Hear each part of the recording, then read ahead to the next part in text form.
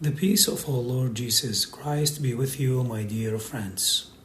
In this video, I'm going to speak about the genealogy of Jesus according to the Gospel of Luke. In the Gospel of Luke 3:23 to 38, we can read the genealogy of Jesus of Nazareth. We don't read the genealogy of Jesus as written by St. Luke all that often. We are much more likely to read the genealogy that is found at the opening of St. Matthew's Gospel. St. Luke's genealogy is different than St. Matthew's. While St. Matthew traces Jesus' lineage back to Abraham, St. Luke takes us all the way back to Adam. Matthew was Jewish, Luke was a Gentile. Matthew wrote to illustrate that Jesus was the new Jewish leader replacing Moses. Luke wrote to tell his community that Jesus was a member of the human family, the family to which we all belong, Jew and Gentile alike. The birth narratives in both Matthew and Luke help answer the question, who is Jesus and where did he come from?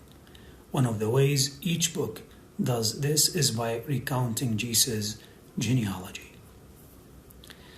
Analyzes the genealogy of Jesus in Luke.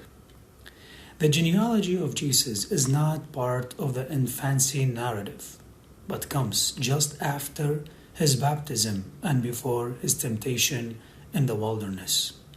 A brief introduction mentions Jesus' approximate age. The genealogy's purpose is implied by its placement just after the voice from heaven had declared, "You are my Son, the Beloved," which stresses Jesus' divine sonship. The body of the genealogy goes in reverse, chronological order. It begins with Jesus and goes up through David and Abraham all the way to Adam and God. It traces Jesus' Davidic ancestry through the prophet Nathan. Luke only lists the names of the men in the direct line from Jesus up to Adam and God without mentioning any mothers or extra information. Luke's genealogy simply ends without any summary conclusion. The names are not explicitly subdivided into sections, but most of the names from Joseph to David are different from the ones in Matthew's genealogy. Most, but not all, of the names from David to Abraham are identical to Matthew's version. The names from Abraham to Adam are not contained in Matthew. What we can take away from this list of names?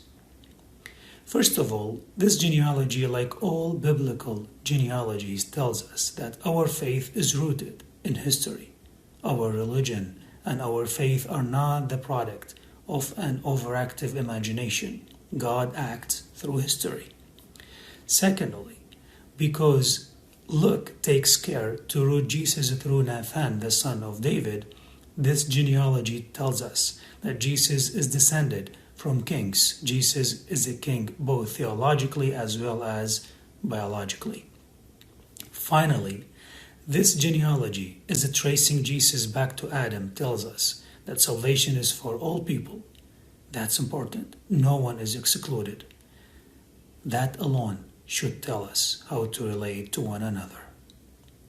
Thank you for watching, and God bless you all.